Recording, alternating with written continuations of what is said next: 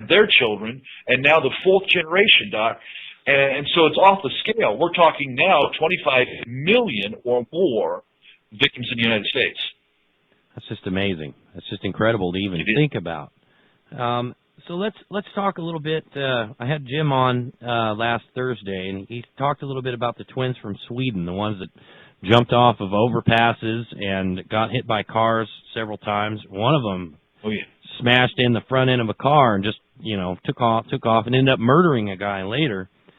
How does that work? I mean, I've heard stories of multiples having unbelievable strength at times and things like that. So how do these things work? Is it supernatural, or is it just some type of mind mechanism? What's your opinion on that? I think it's both. I think when any Christian goes to Mark chapter 5, they're going to see clearly that the demonized man had such strength he could break chains, that he was chained up and he could break and bust the iron chains. So and I've dealt with so many demonized people, it's without question. We've watched them, throw down staff, beat our staff, unbelievable strength, 10 times the strength of one individual human being. So the strength factor, demonic-wise, there's an energizing, they have that. Now, if they've been programmed, no question there also that the programming inside of them, it's almost like being hypnotized and telling a person that they have superhuman strength and that they can lift a car. Now, there's something about that works on a mental scale, but you add that programming and then the demonization, and we have watched them with their strength, their quickness, their abilities. When I saw those videos, Doc, when I saw what occurred, I watched them again and again. L.A. Marzulli sent them to me, and I watched them again and again and again. Just like the federal officer's wife we dealt with here, the same kind of thing. If she got injured, if she got hurt, if she fell down stairs, if she ran and right into the door, bust through a door, even if she had injuries at the moment, it seemed like they healed up quickly. It seems like she was unaffected by pain. It was as if she could get right back up. Whenever she was in that mode, none of our staff could handle her. And if she ran, we couldn't catch her, ever. None of us could catch her. She could outrun any of us. And she was like 120 pounds. It was unbelievable to see this occur. And so when she would switch to a program personality demonized, it would take a number of guys to kind of hold on or instantly command the demonic to stop and then see her, stop at that moment and deal with her. What we saw in those videos was it's very possible that they were both programmed and demonized. I observed the eyes. I observed them again and again and again, and there's no question in my observation that they were multiple, that they had programming, that they were out of control also. And but that's how when we see them triggered, programmed, personalities come up, and the demonization, the power that is in there too. It is incredible as far as what they can withstand, how they can fight, how they can run, and how they can kill without a blink of an eye. There's just they can kill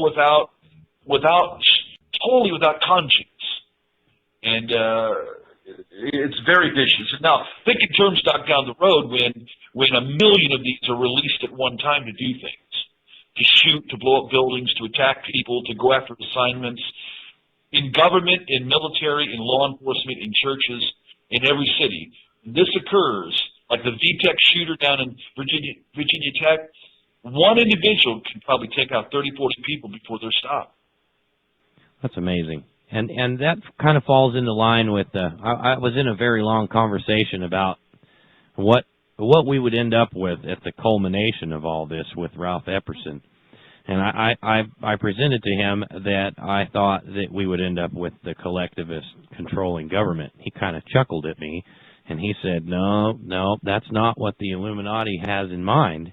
He said what they have in mind is an utter chaos, an utter anarchy that ruled by them and their power. And is that kind of along the lines of what you see coming? Oh, sure. I mean, the book that's called The Black Awakening, that's I write in the very beginning of the book, that's their term. I picked that term up from them. I was sitting beside a lake, a Fort Bragg Psi warrior, multiple, demonized, very powerful. I've been dealing with this person for a few years. We're sitting there talking, and they finally reached over and ripped my shirt open to see if I had a wire, like if I was taping the conversation. They were afraid. And, of course, I wasn't. And this is where they told me about the ritual murders, what they've done, the kind of killing that goes on, and what the plot is.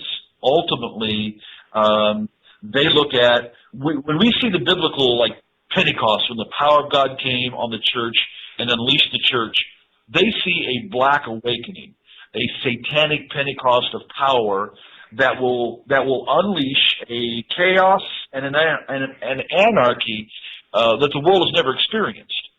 It's plotted, it's planned, it's not a random thing. It'll seem random in a way, but when it happens it starts breaking loose in every city.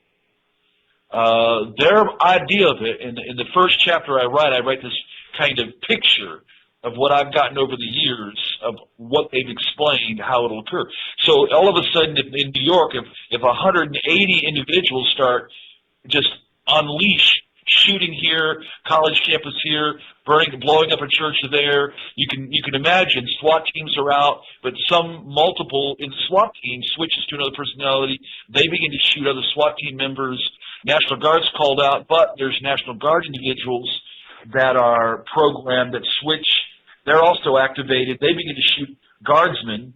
And so the anarchy begins to build, the chaos begins to build, and then more are released and more are released. So yeah, before the Antichrist ever actually visibly rises to power and the globalism eventually comes, the big issue is massive anarchy. Their goal, 4 things. One thing is that the chaos, the bloodshed, the anarchy is like a big ritual to them, where more powers can be, come through, more dark powers can manifest. Secondly, their goal, bring massive collapse to the government, the structure, the infrastructure, the grid, the internet. Everything has to come down, but not destroy. Now, while everything is collapsing, in the midst of that, they've already chosen who the targets are. Anybody that's perceived to be resistors, they're already targeted. They need to be taken out in the midst of the chaos so that once all of this is over, they've eliminated quite a few folks. They've eliminated what they think are quite a few resistors. And everything's in shambles. Everything's brought down to the ground with one goal ultimately. Another regime rising that's standing in the wings, ready to step in and bring peace, a fake peace, a control, and of course, there's no question, Antichrist will come, a system will come, and it will be the most destructive. And you're talking now billions dying in a 3 to 4 year period. Amazing. But that's what Revelations talks about. Epic times like no other times, and the descriptions are so amazing. And I realize that some of it might be due to lack of words to describe what's being seen. But still, the overall picture is that you've never seen anything like this in life. And before I ask you the next question, since we're running up on 2 minutes before break, and I know it'll take longer than 2 minutes to answer it, I'm going to go ahead and take us out to break right now, and then I'll bring us back in with the next question. Is that all right with you? That's great, sure. All right. So, folks, hang tight. Of course, we're joined here tonight by Russ Dizdar from ShatterTheDarkness.net, also author of The Black Awakening. And if you go over there to his site, you will see beneath it the PDF, and I thought a second book is there as well, but that may be the PDF. Is that correct? There's a second book coming called Seeing the Future. It's about prophetic revelation. All right. So hang tight, folks. We'll be right back in just about 5 minutes. All right. Welcome back to the Watchman.fm, and of course that's Poker Face from PokerFace.com. And, yeah, great guest. Of course, Paul Pete from Poker Face has given us a couple songs for us to play here for you guys. Of course, he wrote the Watchmen theme song. So check them out at pokerface.com and support them. They support us. And a bunch of great guys, Christians like we are. And so if you like that kind of music, it's good to have edifying words coming out of the speakers along with the sound. And tonight, of course, we're joined by Russ Dizdar from shatterthedarkness.net. And welcome back to the program, man. It's always a pleasure to have you on with us. Hey, great to be here. Thank you, Doc. Now, when we left out to break, we were talking a bit about the twins, and, you know, one of them's here now, right? She actually got out of care and came back to America somehow. I was like, oh, great. That's the last report I've heard on it. Boy, I'd sure love to engage the individual, but that's the last I heard on it. And but again, what you saw there, we've seen again and again and again the exact same similarities up front, close, face to face. And when you look at the videos, just keep looking at the color of the eyes, whatever you can see concerning the eyes, and you'll be able to see the switching that occurs, and the different. That's one characteristic of a switching to a subpersonality that takes over. Sometimes for protection, they have protectors on the inside, guardians on the inside, highly trained fighters on the inside. So it's amazing what they have done with the technology. And again, for all the listeners, they can go back to 1947. G.H. Estabrooks, world-renowned psychiatrist, head of the American Psychological Association at the time, wrote a book called Hypnotism.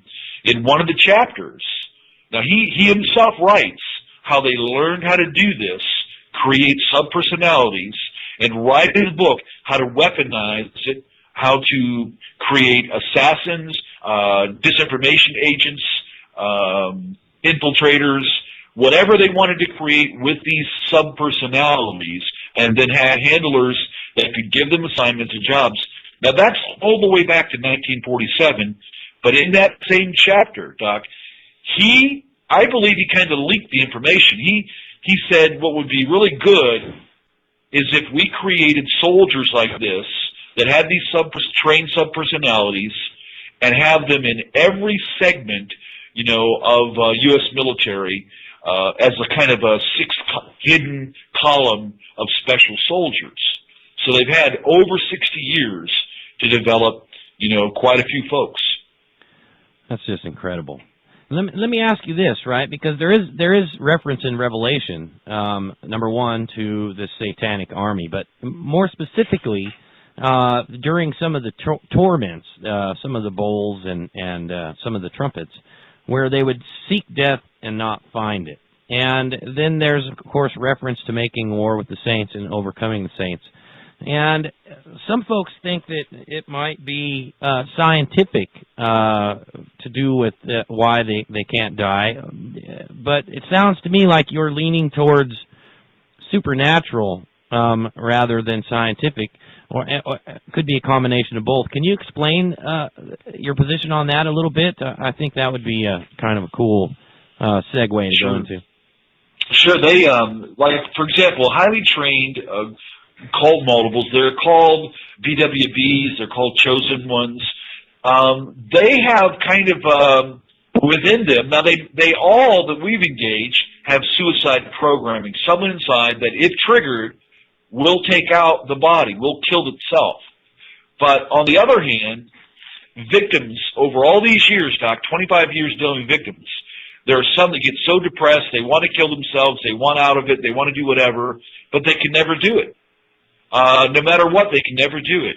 And I think that's part of the issue that they have because of the subpersonalities that would stop them, that would take over and keep them from doing it. So that's one element of the issue of not being able to die, because of the programming, because internally subpersonalities won't allow it. Because for the handlers, they're too valuable, and they just want to continue to use them. On the other side, there could be that supernatural issue. Of course, when they don't die, that's the context of the abyss being opened and the kind of injuries that come that bring massive torture and torment